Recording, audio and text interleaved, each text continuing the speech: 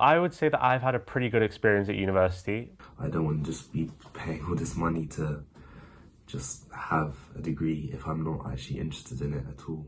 Because I'm not going to lectures, it's very hard, to make contact with people. And especially with COVID, it's very difficult to sort of maintain friendships. Wanted to go to university to put off being an adult for a couple more years. I have an older sister, so she always told me it was like one of the best experiences of her life. Before I went to uni, I thought it wasn't for me. My mum just said to me, you have to go uni, you have to get a degree, obviously, because I come from an African background. So I didn't expect to do well, to be honest. There's the general feeling of just being slightly overwhelmed by information at the start of the year, and that's why I think it's good that they organise the second year mentors and stuff, because they assure you that as you get into the flow, it'll become a bit easier and you'll adjust. I also think just chatting to people on your course always reassures you, because you find out you're not the only one who's struggling. I know a lot of people just sort of freak out and stick it out a little bit and just sort of see everyone else is finding it tough and thinks, oh, this is just the tough thing that everyone's going through right now, and they sort of push through a little bit. I remember coming in and we were just given a talk that said it is harder than school. You're going to have to get used to that. And I think everyone's always like, oh, first year, it's a bit of a breeze, and I don't think I've quite felt that way. But I think I've still enjoyed it, and particularly sports and societies and stuff, that's been good to get involved in. The university really does push that agenda that being in society or a university community is an essential part of the university experience, and I do very much agree with that, because if it wasn't for dance society, my first year would have been so dry. It would have been dry, it would have been dull, and the university did help and support a lot, and also gave funding as well for special fees that some people couldn't pay. I'm in my second year now, and I think it's been exactly what I've expected.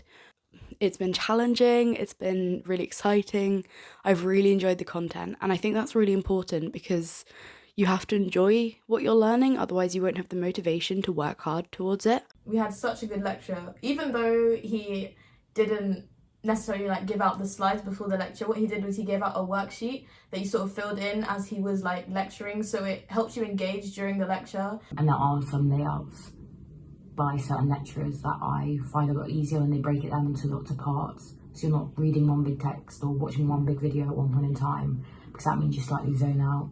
So I think it does make a difference.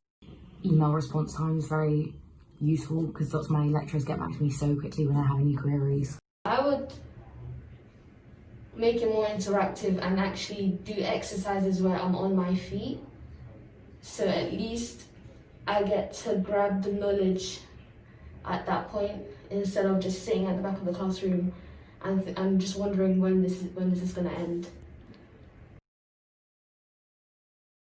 Yeah, again, the people you meet here, I think is what's going to make it okay, and also realising you don't have to do this, it's a choice, and therefore it should be something enjoyable, and if you're not enjoying it, then you can leave. I felt disgusted, honestly. I felt because my university is predominantly Black and Asian, so for them to not do anything about it and continue on, that just made me feel disgusted, and honestly I wanted to jump out at that point. I felt unheard of, no one's listening. I noticed it's not just my class, there's been so many occasions where BAM students aren't heard, especially during the BLM movement and other movements. The only thing that keeps me going is the fact that I'm paying for this education.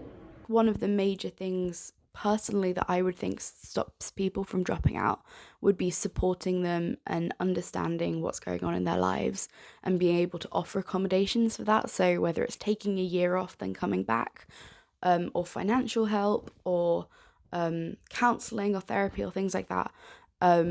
So I think that's really, really important in keeping students in university, particularly disadvantaged students. My overall university experience has been extremely positive in first year, as I expected, with ups and downs. Second year, so far, it's been disappointing. It has been disappointing for the second year, but things are going to look up, hopefully. Yeah. Thank you. Do you want to stop Thank you it? very much.